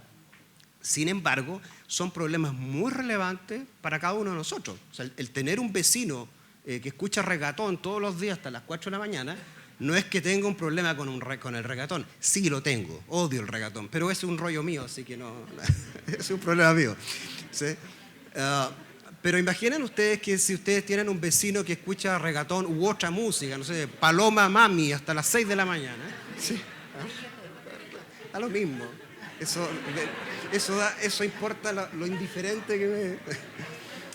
O si tienen un problema con el camión de la basura. Esos problemas son súper graves y le puede arruinar la vida a usted, digamos, ¿no? Y a lo mejor no tienen un gran problema de una demanda de juicio. No, pero esos problemas chicos son problemas que nos arruinan el día a día. Y eso ustedes lo saben, ¿no? Porque todos formamos parte de una comunidad. Ese creo también que es un aporte novedoso que incorpora el proyecto de nueva constitución en clave accesibilidad a la justicia, independientemente de lo que pase con el devenir del proyecto. Yo creo que es un tema al que hay que seguir, porque me parece que es tremendamente importante, porque finalmente nos resuelve los problemas a cada uno desde una perspectiva inmediata, directa, ¿no es cierto? Entonces, en suma, para ir cerrando este tema, y me gustaría a todos nosotros escucharlos por si es que tienen algunas dudas específicas, quiero reiterarles esta invitación a que de aquí a estos 2 meses que nos restan para el plebiscito de salida, por favor háganse del texto, ¿no? Pueden comprar estos textos cuneteados a Luca o a Luca y media, pero por favor compren los que salgan a partir del lunes, ¿sí? Porque nos falta el vendedor inescrupuloso que le va a seguir vendiendo el texto, que era el borrador y que ya no sirve, ¿no? Porque tiene muchas normas de ajuste. Lean el articulado, coméntenlo con ustedes, hagan grupos de WhatsApp, convérsenlo en el patio y finalmente tomen la decisión que ustedes estimen pertinente, pero de manera informada. O sea, lo peor que podría ocurrir es que ustedes voten en base al meme, ¿no? Que es menos que un tweet, es nada, es un mono, una caricatura, eso no sirve de nada. Sobre todo ustedes que van a ser abogados. El abogado tiene que tener fundamento para resolver en un sentido u otro. Y si usted va a votar apruebo o va a votar rechazo, me gustaría escuchar cuáles son sus razones fundadas en el texto para resolver en un sentido u otro. Eso, gracias.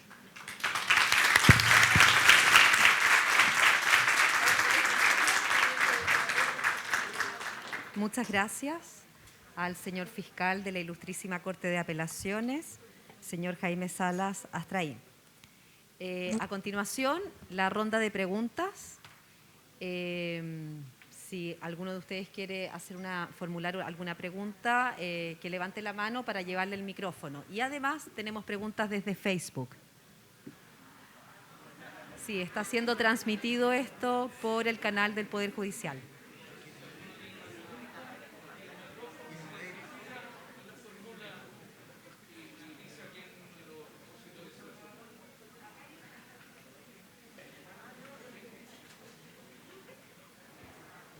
¿Aló? Una pregunta hacia la jueza. ¿El problema de la alta población carcelaria sería, según usted, un problema axiológico o, como algunos dicen, de necesidad? Y este mismo, ¿cómo se podría subsanar con más presencia de educación judicial, tal vez en la escolaridad, con un aumento de las penas o, como dice usted, con una tipificación específica para menores o una combinación de las tres? Qué interesante tu pregunta. Por supuesto, yo creo que es una combinación de las tres. El trabajo respecto... Yo estoy muy metida en el tema de la justicia juvenil y es importante el tema de la justicia juvenil porque es una etapa en la que aún se está a tiempo de hacer algo, ¿me entiende? Son sujetos que están en el proceso de desarrollo y que si el Estado interviene, los programas intervienen de buena manera, se puede hacer algo, ¿ya? Indudablemente, el ingreso carcelario es algo que uno no quiere. Los jóvenes que están privados de libertad, no todos, porque también hay muchos casos exitosos de reinserción social, pero cuando uno priva de libertad a un joven, uno lo que está haciendo, a un joven, por ejemplo, de 16 años, que está refractario al sistema, refractario a la intervención, etc., uno lo que está haciendo es que la persona crezca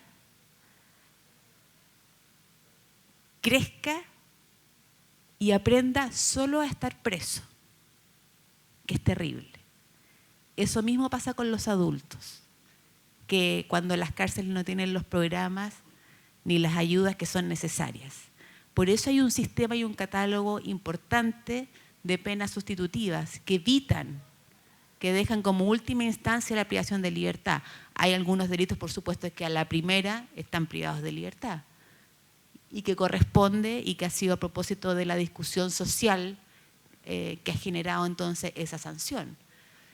Pero las intervenciones previas con las penas sustitutivas, ya sea para adultos, la revisión condicional, la reclusión parcial, el servicio en beneficio de la comunidad, la libertad vigilada, es muy importante.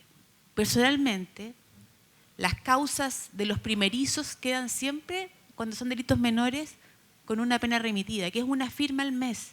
Entonces, generalmente en un año, con 12 firmas, la persona tiene cumplida su condena. Yo creo que eso no es lo óptimo, porque yo creo que para una persona primeriza debiese tener un nivel de intervención mayor, equivalente a una libertad vigilada. Con eso yo podría asegurar eventualmente, uniéndolo a una red que permita reinserción social, arraigo familiar, a lo mejor sacarlo de pares criminógenos, con eso yo puedo eliminar los mayores riesgos de reincidencia. Pero indudablemente para evitar el agobio carcelario se requiere un impulso, por supuesto, de recursos, que todos sabemos que siempre son escasos y las necesidades son múltiples, pero una inyección y un esfuerzo, pero primordial en la etapa primaria, o sea, las personas que son objetos del sistema juvenil y también en las penas sustitutivas. Eso es. No sé si con eso satisfago un poco tu respuesta, la pregunta.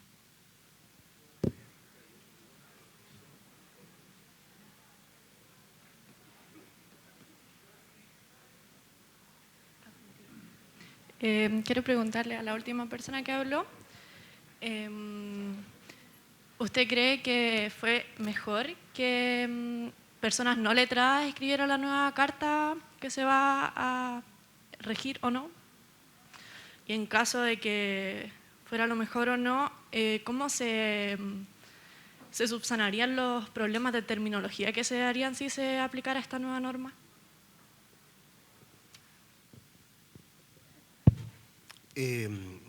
Bueno, agradezco tu pregunta. Tu pregunta es como un misil Exocet, digamos, que pega sobre la línea de flotación de un barco. Es una tremenda pregunta.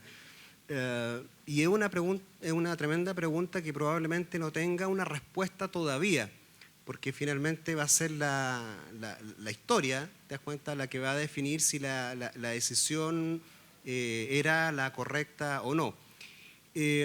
En su momento, cuando se tomó la decisión de generar un debate en torno a una posible carta constitucional nueva, eso nace en un contexto social muy complejo y que tiene nombre y apellido y que nosotros lo hemos denominado estallido social.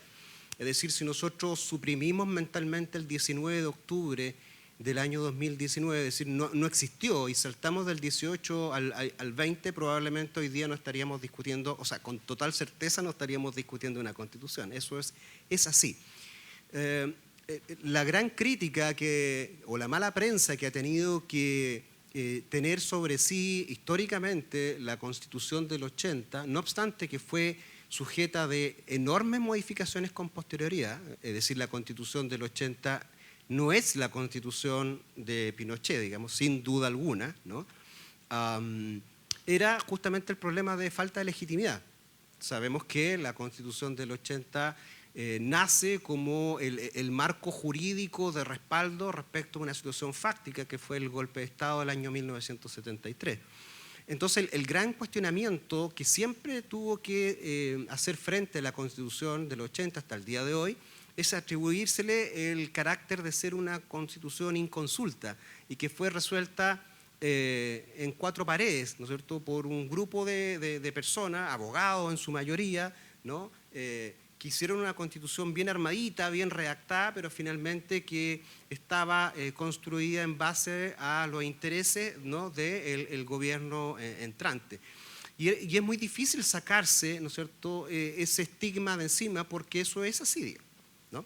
Entonces, me parece a mí que la decisión política, porque fue una decisión política, no jurídica, de haber abierto el proceso constituyente no a una cámara de hombres notables y sabios en derecho, sino que abrirla a la comunidad y que todos pudiesen eventualmente redactar el texto de la Constitución en el contexto de un proceso, digamos, de votaciones públicas, tiene que ver con eso.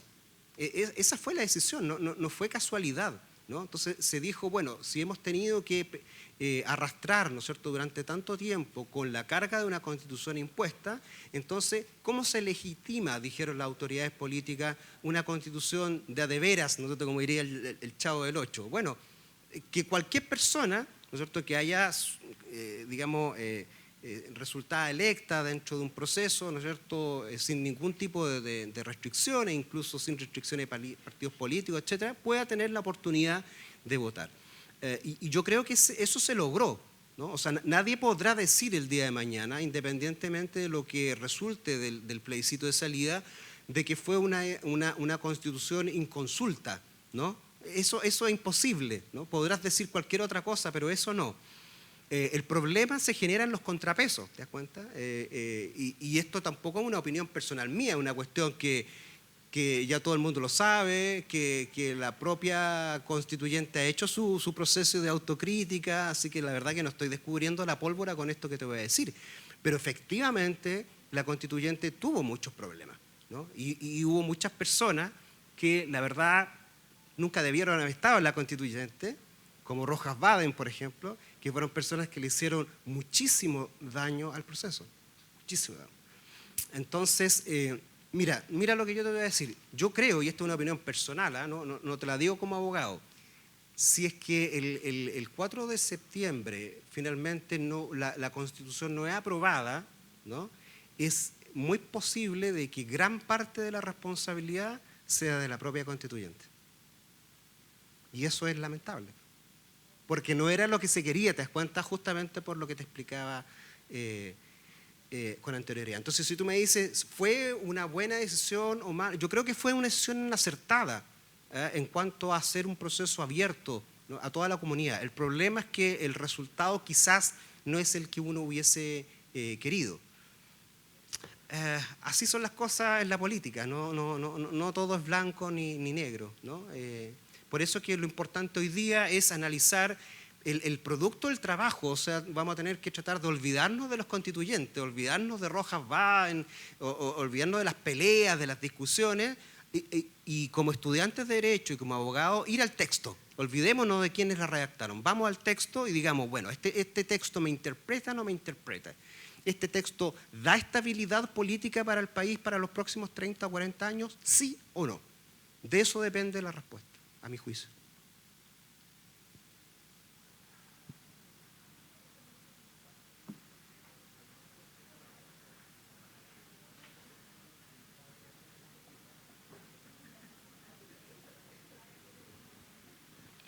Yo quería hacerle una pregunta a la magistrado. Sí, lo que pasa es que se entiende que gran parte de los delitos que se cometen por parte de niños, niñas y adolescentes tienen que ver con un problema de realidad social que viven, con un entorno delictual o con un problema de violencia intrafamiliar, que es lo más común. Entonces, me gustaría saber si existen realmente herramientas que tenga el Poder Judicial para, por ejemplo, en una libertad vigilada, o sea, ¿sí? Darle herramientas como o recursos humanos como psicológico, o cómo sacarlo de un entorno cuando no es posible, o incluso es peor, el cename. Eso también es un misil, hablar de cename, ¿no? Pero, bueno, agradezco tu pregunta. Ustedes saben, aquí todos saben mucho los que están acá, estoy segura de eso. Tenemos entonces los menores de edad, los menores de 14, los 13 años, etcétera, que pueden entrar a un sistema proteccional por distintos factores, por comisión de delito, pero que la responsabilidad penal parte de los 14, ¿no? Y después de los 14 hasta los 17 años, y el último día ante los 18 tenemos a los jóvenes por infracción de ley. Yo siempre he dicho que, me lo digo a mí misma porque no sé si lo he dicho mucho frente a gente, pero si es que no hay familia, hay un deber del Estado. Y eso es algo que es claro como el agua. Si es que si tengo a un joven con una madre presa, con el papá preso en Colina, con los hermanos presos en Arica, que está a cargo de la abuelita, que la abuelita además está a cargo de 8 nietos, que se dedica a vender pasta base, etcétera, yo no saco nada con sancionar a ese joven y decirle vaya a hacerme unas horas comunitarias si es que yo no hago algo en el entorno. ¿Ya? Hace algunos años, creo que en el gobierno de Ricardo Lagos, se hizo un programa que se llamaba el programa Puente, que era a propósito del Chile Solidario, que era como esta conexión de la gente, se llamaba Puente de la Familia con sus Derechos, que era como un programa que en el fondo le decía a la gente, ¿sabe qué? Usted tiene derecho a un subsidio en tal cosa, usted puede postular a esta cosa, usted puede hacer esto, y como que los conectaba. Si es que la sanción para los menores de edad, la sanción para los menores de edad tiene 2 objetivos. Uno es un objetivo retributivo, ¿no? Hacerlo responsable por las conductas que haya cometido, que ese es un área de la sanción. Pero la otra área es la reinserción social. Y para eso, para lograr ese objetivo, que además es lo que hace que sea totalmente distinto de las penas de los adultos, debo necesariamente darle herramientas. Y para eso están los programas. Me parece que se requieren más recursos, se requieren intervenciones más con un núcleo, o sea, con un grupo más agrandado.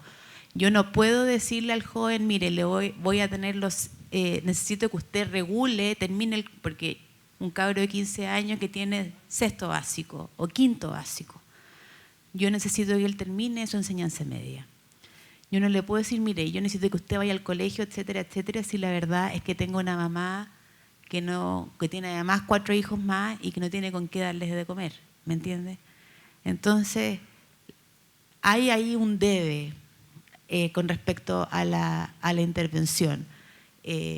A los jóvenes que son sancionados o los jóvenes que están bajo un régimen cautelar tienen acceso, y hay casos muy exitosos incluso de jóvenes que han estado privados de libertad. Los jóvenes pueden estar hasta 10 años privados de libertad en una cárcel, con gendarmes, con esposa, con todo lo que uno ve, y que se adquieren un oficio y después pueden enfrentar la vida en términos lícitos. Son pocos porque cuando salen a la realidad es muy dura. La realidad es muy dura volver a la población con los mismos amigos, que te van a tocar la misma puerta y te dicen vamos a tomarnos unas promos a la plaza, y que después de la promo viene un pito, y que después del pito viene una pasta base, y después cuando se acaba la pasta base se genera la angustia. No sé cuál es el porcentaje, será el 90%, no sé cuál. Pero la mayoría de los casos de los asaltos de jóvenes que le roban la cartera a la señora, que se meten en la casa, son cabros que están angustiados por el consumo de droga, ¿me entiendes? Entonces es un círculo muy vicioso. Indudablemente la sanción debe necesariamente abordar cuestiones que sean más integrales con el núcleo familiar. En eso estamos un poco al debe. Pero aún así, y no hay que mirar tan malo a Sename, porque el Sename también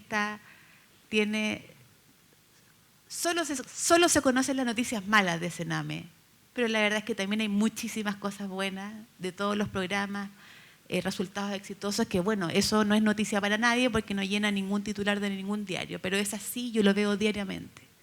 Lo veo, San Bernardo tiene una sala especial de justicia juvenil, y uno ve a los cabros que salen y que se transforman en peluqueros, y que se transforman y que adquieren un oficio, etcétera.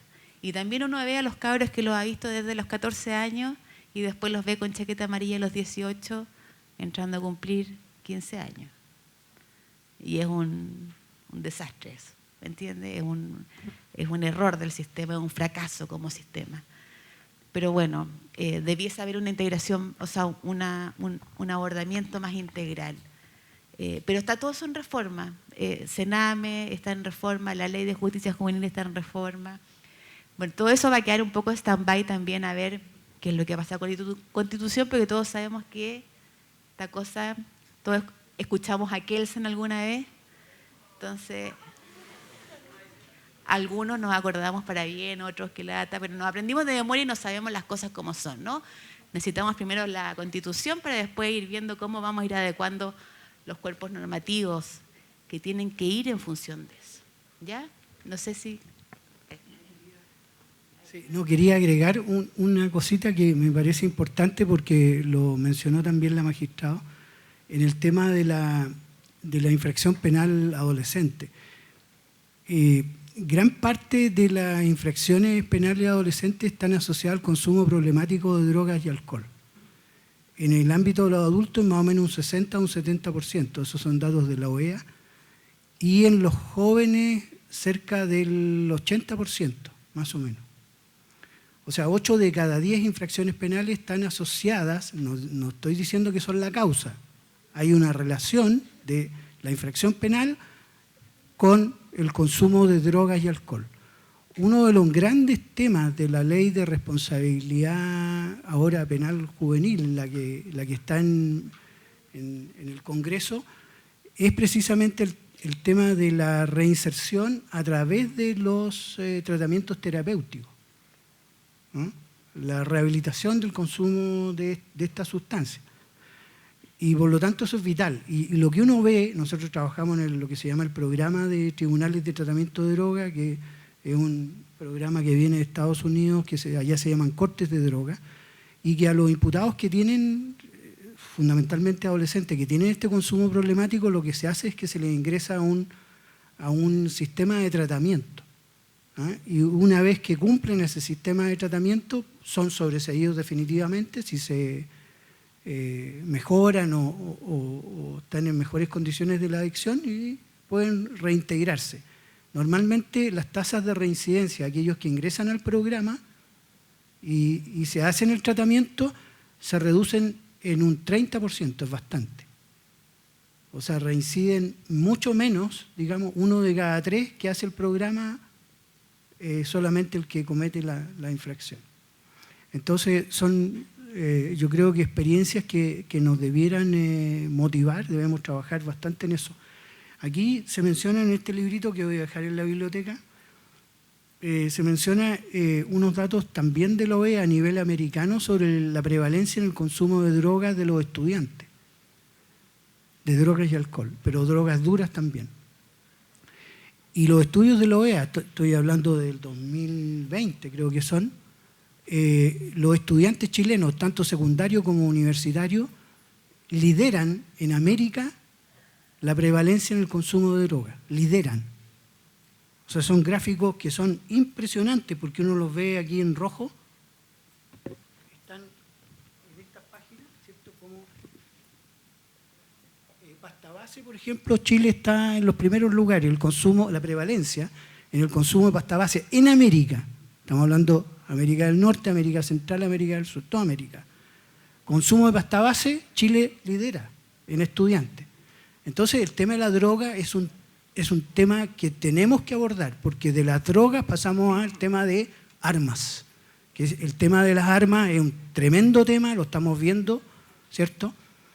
Pero están asociados los dos también. Entonces son cuestiones acerca de las cuales tenemos que hacernos cargo. Bueno, no puedo dejar de meter la cuchara. Hay algo que también hay que tener muy presente, que es duro decirlo. La rehabilitación es muy difícil, es decir, tiene muy poco éxito.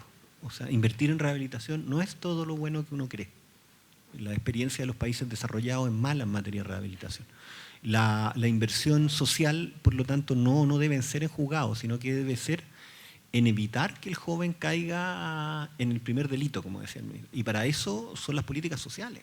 Entonces, plazas, mejores escuelas, mejor vivienda. Y lamentablemente en políticas sociales nosotros en transferencia de 1 millón de pesos que se pagan en impuestos, a los más pobres llegan 300.000 pesos. Entonces no es un problema de recursos, es un problema en que los programas, todas las veces que usted lee en el diario, saben que la SECPRES dice que las políticas sociales en Chile, los programas están atrapados por algunos partidos políticos o algunos diputados o senadores y no dan todo lo eficiente que deberían ser. ¿no? Otro tema que tampoco es muy popular, pero en la incidencia del delito básicamente influyen dos variables. Uno es la posibilidad de ser descubierto, que te apliquen una pena, lo que tiene que ver con el Estado de Derecho también. Imagínense usted en un país musulmán, ustedes saben que casi no hay delitos. Si ustedes los pillan robando, le cortan las manos, pero no hay Estado de Derecho. Entonces, en la medida en que nosotros tenemos un debido proceso con mayor garantía, tenemos más posibilidad de falsos negativos, ¿no? Es decir, que gente culpable salga inocente. Entonces, obviamente que si eso pasa, bueno, van a haber más delitos. Y el otro factor que incide es la pena. No es cierto que la pena no incida en el delito. A mayor pena, menor delito, ¿ya? Lo mismo que les decía a los países musulmanes pasa en China, por ejemplo. En China, si a alguien lo pillan delincuente, lo meten en un estadio y le pegan un balazo en la cabeza. No estoy diciendo que esos sean buenos modelos, ni el chino ni el musulmán. Lo que estoy diciendo es que la pena incide en el delito y que los programas de rehabilitación, básicamente, en la mayoría de los casos son ineficientes, que la solución va por las políticas sociales y eso exige un mejor Estado, más que mayor cantidad de recursos. Esos son temas que son buenos empezar a, digamos, a manejarlo, ¿no? Yo les decía que hay una vinculación entre la economía y el derecho, pero la economía en torno a comportamiento, es decir, cómo lograr que las normas, en torno a a bajar los delitos, cómo hay que aplicar las normas para lograr ese objetivo. Y eso se trabaja en torno a ciencias del comportamiento, que es algo que debería estar mucho más vinculado al derecho de lo que está hoy día. Ese es el aporte. Gracias. Hay unas preguntas por Facebook también que hay dos preguntas, pero hay una que va dirigida al ministro Roberto Contreras. Dice, respecto a la puerta giratoria, voy a leer textual, si han avanzado, ¿en qué se refleja ese avance? ¿Cuál es ese avance? A ver, ya se respondió, yo creo que la magistrada Casanova lo mencionó. O sea, el tema de la puerta giratoria, la verdad es que es una mala palabra en el sentido de entender que se produce un ciclo delictual sobre la base de que una persona entra y sale rápidamente del sistema. Y que eso, de alguna manera, como también señala el profesor, alienta quizá la comisión de delitos. Eso no es así. O sea, nosotros tenemos estudios de que el Ministerio Público, el órgano encargado de la persecución penal, y el órgano que es el que tiene la facultad para impetrar la prisión preventiva, el tribunal, el juez o la jueza no puede de oficio imponer la prisión preventiva a un imputado. Eso lo tiene que pedir el Ministerio Público como un órgano autónomo, ¿cierto? Y tiene que solicitar la máxima cautelar, se opondrá la defensa en una audiencia y el juez la decide. Pero si el Ministerio Público no la solicita, no se va a imponer la prisión preventiva, porque el juez no tiene atribuciones para aquello. Ahora, de las prisiones preventivas que solicita el Ministerio Público, cerca del 90%, no sé si me estoy quedando corto, Jaime, tú a lo mejor tienes la cifra, pero el 90% están en las páginas de estadísticas del Poder Judicial, el 90% se conceden. Es decir, casi todas las 9 de 10 veces que el Ministerio Público pide la prisión preventiva, el tribunal la concede. Por lo tanto, esta visión o alegoría acerca de la puerta giratoria no es verdad. El sujeto entra al sistema. Ahora, hay otro tema que tiene que ver con las penas. O sea, si el sujeto entra por un delito leve, estamos hablando, mostramos la gráfica, ¿cierto? Cerca del 90% de los delitos son de mediana o baja lesividad. Están asociados a penas, obviamente, proporcionalmente menores. El sujeto va a entrar al sistema, como tiene baja o mediana lesividad, va a tener una sanción proporcional menor y por lo tanto va a salir luego de un tiempo que no va a ser muy largo. Pero eso es por el sistema, por lo que estamos viendo allí, por el tema de la proporcionalidad de las penas o las sanciones o las medidas, pero no es responsabilidad del Poder Judicial. O sea, el sistema legislativo está construido así, ¿cierto? A mayor gravedad, mayor penalidad. Obviamente, los que cometen delitos graves, lo que uno ve, están en las cárceles. Hoy día hay prisiones que se mantienen por por cerca de 40 años como máximo, ¿cierto? Y eso hay muchos delitos que actualmente están sancionados, ¿cierto?, con presidio perpetuo calificado, que tienen la pena de 40 años y que son delitos gravísimos.